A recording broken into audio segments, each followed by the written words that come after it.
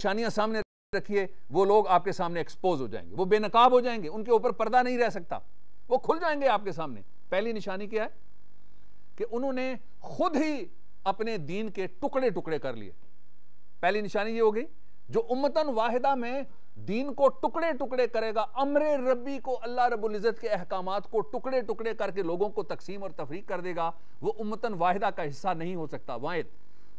ثانیاً، اور دوسری بات یہ، اور ان میں سے ہر گروہ جو کچھ جس کے پاس ہے وہ اسی میں خوش ہے اور اس پہ اترا رہا ہے، وہ کہتا ہے جی میرے والا سچ ہے، باقی سارا جھوٹ ہے۔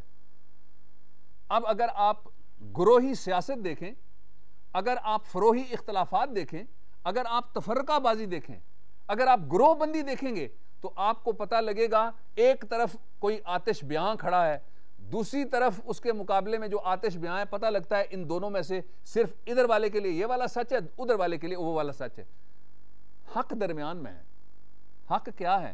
میں پہلے بھی کہہ چکا ہوں، اسی ہال کے اندر کہہ چکا ہوں کہ الحق بین افراط و تفریط، انتہاؤں کے درمیان تلاش کیا کریں، ایکسٹریمز کے درمیان آپ دیکھا کریں، you will find a reasonable path، جس کو صراط مستقیم کہا گیا، جس کو سیدھا راستہ کہا گیا، جس کو امر ربی کہا گیا، جس کو امت واحدہ کا سبیل کہا گیا اور اس کا پاتھ کہا گیا اور اس کا روڈ میپ کہا گیا۔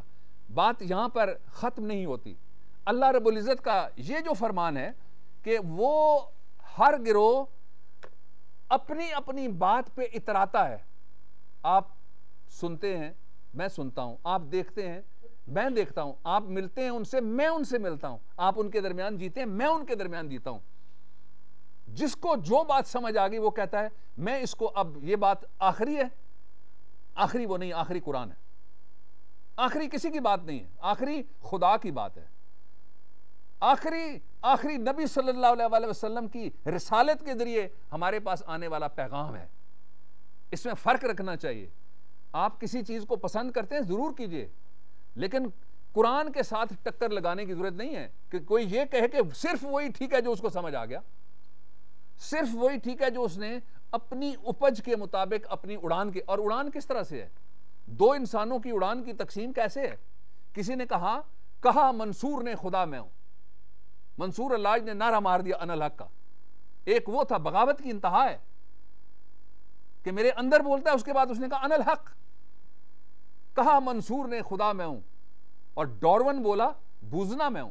ڈارون نے کہا میں تو بندر کی اولاد ہوں، میں تو ایپ میں سے نکلا ہوں، میں تو انسان پیدا نہیں ہوا۔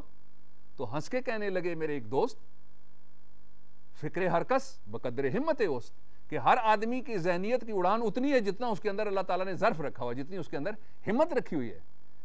اگر کسی کو کوئی ایک بات سمجھ آ گئی، اس پہ وہ چلنا چاہتا ہے تو خیر سے چلے، وہ اس کو ماننا چاہتا ہے ضرور مانے، وہ اس کی پیروی کرنا چاہتا ہے خوشی کے ساتھ پیروی کرے، وہ اس کی تقلید کرنا چاہتا ہے اس میں کوئی امتناع نہیں ہے، کوئی پابندی نہیں ہے، خود تقلید کرے، لیکن یہ نہ کہے کہ وہ آخری سچ ہے جو وہ کہہ رہا ہے، یہ نہ کہے باقی سارے غلط ہیں، صرف وہ صحیح ہے۔ اس سے اللہ رب العزت کا یہ قانون ہمیں منع کرتا ہے، اور کہتا کیا ہے کہ رجوع کدھر کرو؟ امت واحدہ۔ نقطہ کیا؟ قرآن۔ بیان کیا؟ رسول اکرم صلی اللہ علیہ وسلم کا اسوہ حسنہ مبارکہ۔ اس بات کو تھوڑا سا ہم آگے لے کے چلتے ہیں، and let me quote another verse which is verse number 161 from Surah Al-In'am. verse number 161 from Surah Al-In'am. اللہ رب العزت ارشاد فرماتے ہیں کہ آپ کہہ دیجئے کہ مجھ کو میرے رب نے ایک سیدھا راستہ بتا دیا ہے، وہ ایک دین مستحکم ہے۔ یہاں جو لفظ استعمال ہوئے وہ اس طرح سے ہیں کہ قل اننی ہدانی ربی الی صراط مستقیم، کہ اے نبی صلی اللہ علیہ وسلم تبلیغ کے لیے حکم آیا، آپ ارشاد فرمائیے عالم انسانیت سے، آپ ایڈریس کیجئے جن و انس کو، آپ کہیے آنے والے زمانے کے لوگوں کے لیے، سارے زمانوں کے لوگوں کے لیے، سارے انسانوں کے لیے کہیے، کیا ارشاد فرمائیے؟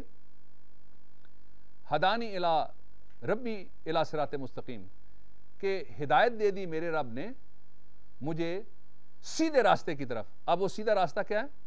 وہ ایک دینن قیمن، وہ ایک دین ہے۔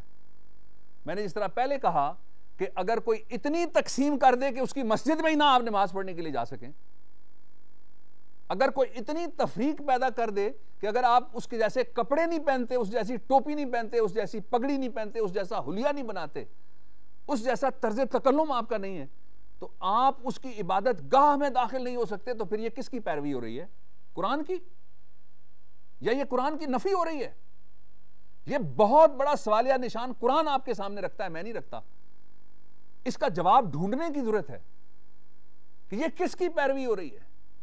کیا یہ خیر کا راستہ ہے؟ کیا یہ بھلائی کا راستہ ہے؟ کیا یہ دین قیم کا راستہ ہے؟ کیا یہ صراط مستقیم ہے جس کے بارے میں رحمت للعالمین صلی اللہ علیہ وسلم پر ہماری ہزار جانیں قربان، آپ نے ارشاد فرمایا کہ میرے رب نے مجھے صراط مستقیم کی طرف ہدایت کر دی؟ کیا یہ وہ راستہ ہے؟ جواب یقیناً نفی میں ہے یا مثبت ہے؟ نفی میں ہے۔ اب آگے ہم چلتے ہیں اس سے، اور یہ راستہ کون سا ہے؟ یہ راستہ جو دین قیم کا راستہ ہے، اللہ رب العزت ارشاد فرماتے ہیں یہ طریقہ ہے ابراہیم علیہ السلام کا جو اللہ کی طرف یکسوت ہے۔ اب ابو الانبیاء حضرت ابراہیم علیہ السلام کا طریقہ کیا ہے؟ امتن واحدہ، one nation, one ideology, one God, one holy prophet, one eternal book, one eternal message and one nation.